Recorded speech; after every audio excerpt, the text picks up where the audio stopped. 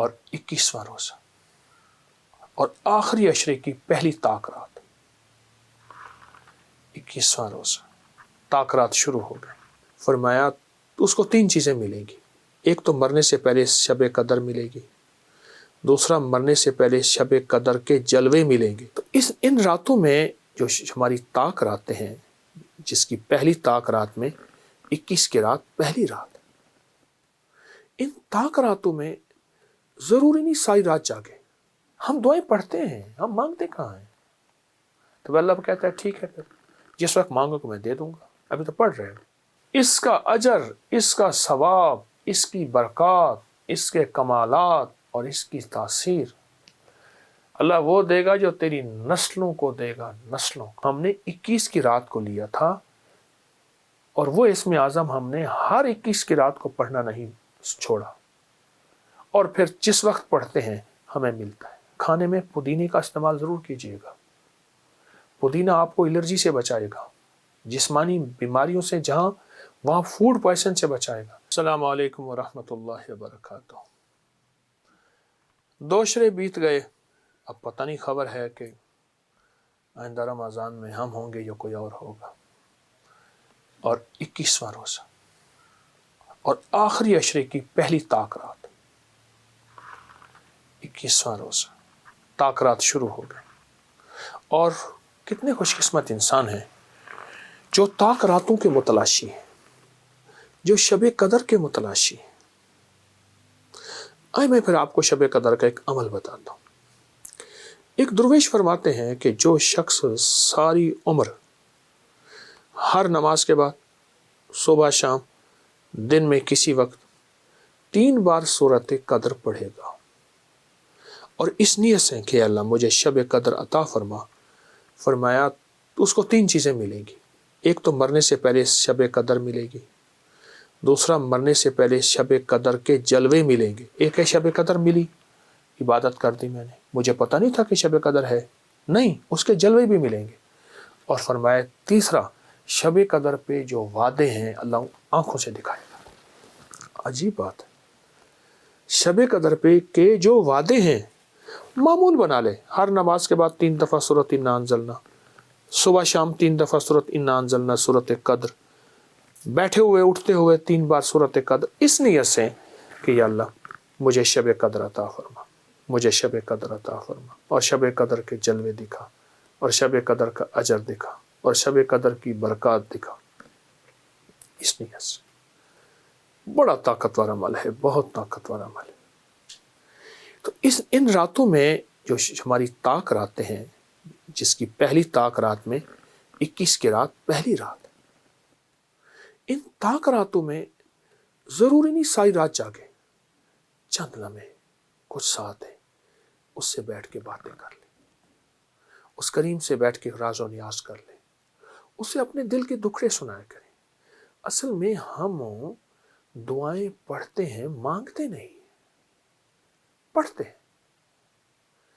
اگر میں آپ کو مانگنا سکھاؤں، میں بھی سیکھ رہا ہوں، آپ بھی سیکھ لیں۔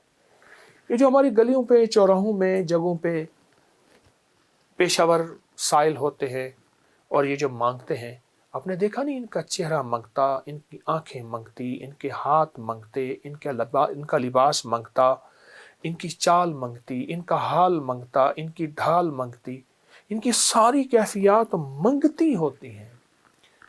وہ الفاظ کم، اپنی کیفیات کا اظہار زیادہ کرتے ہیں۔ ہمارے پاس الفاظ زیادہ ہوتے ہیں، کیفیات نہیں ہوتی۔ ہم دعائیں پڑھتے ہیں، ہم مانگتے کہاں ہیں؟ تو اللہ کہتا ہے ٹھیک ہے، پھر جس وقت مانگو کہ میں دے دوں گا، ابھی تو پڑھ رہے ہو، ابھی تو پڑھ رہے ہو۔ تو ان منگتوں سے جو پیشہ ور ہمارے یہ منگتے ہیں، ان کو دیکھا کریں، اور ان کو دیکھ کے خالق سے مانگنا سیکھیں، اللہ سے مانگنا سیکھیں۔ تو یہ طاق رات، 21 کا روزہ اور 21 کا دن، اس پہ ایک دعا پڑھ لیں، یا اول الاولین و یا آخر الاخرین و یا ذی القوۃ المتین و یا راحم المساکین و یا ارحم الراحمین۔ اللہ اکبر. کیونکہ آخری عشرے کی یہ ابتدا ہے. رمضان کا 21واں روزہ ہے لیکن آخری عشرے کا پہلا دن ہے.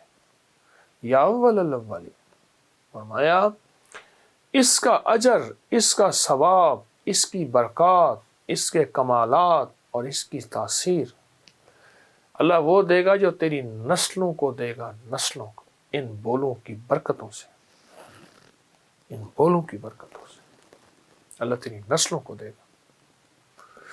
حضرت ابراہیم بن خواص رحم اللہ، ابراہیم خواص فرماتے ہیں میں ایک دفعہ ایک جنگل میں جا رہا تھا، دیکھا تو جنگل میں ایک جھونپڑی ہے، اس میں ایک بوڑھا بوڑھی رہتے ہیں. تو میں نے ان سے پوچھا تم کھاتے کہاں سے ہو اس جنگل ویرانے میں، تمہیں درندے کا فکر نہیں؟ میں نے سارے سوال کر ڈالے، سوتے کیسے ہو، کھاتے کہاں ہو، پانی کہاں سے آتا ہے، چیزیں کہاں سے آتی ہیں، ضروریات زندگی کہاں سے ملتی ہے. جو سارے سوال میں نے کر دی، خاموش سنتے رہے. تو ان میں بابا جی بولے ہمارے پاس ایک اسم اعظم ہے، اور وہ اسم اعظم ہم نے 21 کی رات کو لیا تھا، اور وہ اسم اعظم ہم نے ہر 21 کی رات کو پڑھنا نہیں چھوڑا، اور پھر جس وقت پڑھتے ہیں ہمیں ملتا ہے 21واں روزہ، 21واں نظام. وہ میں کیا؟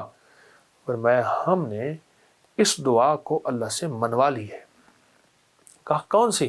کہا یہ یا اول الاولین و یا آخر الآخرین یا ذی القوۃ المتین یا راحم المساکین یا ارحم الراحمین.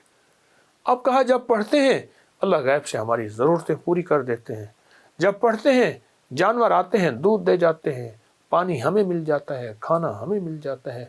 اس ویرانے میں ہم نے اس دعا سے کھانا بھی لیا، پہننا بھی لیا، سونا بھی لیا. درندے ہم سے محبت کرتے ہیں، اس دعا کی برکت سے اللہ نے ان کے دلوں میں ہماری محبت ڈال دی. تو کیسا زبردست عمل ہے، کیسا طاقتور عمل ہے. اور ایک چیز بتاؤ، صحت و فٹنس کے لیے نا اپنے کھانے میں پودینے کا استعمال ضرور کیجیے گا. پودینہ آپ کو الرجی سے بچائے گا، جسمانی بیماریوں سے جہاں وہاں فوڈ پوائزن سے بچائے گا. اور پودینہ کھانے والے جن کے ساتھ پودینے کی دوستی ہوتی ہے، خشک یا تر پودینہ دوستی ہوتی ہے، ان کو چھوتی وبائی بیماریاں ان کو تلاش نہیں کرتی اور ان کے قریب نہیں آتی.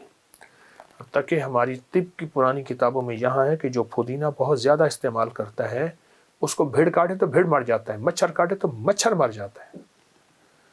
پودینہ معدے کے لیے، جسم کے لیے، الرجی کے لیے، فٹنس کے لیے اور حسن و جمال کے لیے لاجواب چیز ہے. یا آپ نیٹ کی دنیا اٹھا کے دیکھیں کہ پودینے کا حسن و جمال کے ساتھ کیا تعلق ہے، ہمارے چہرے کے ساتھ، ہماری خوبصورتی کے ساتھ کیا تعلق ہے.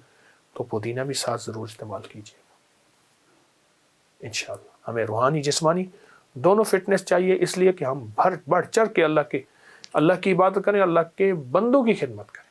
جزاک. السلام علیکم.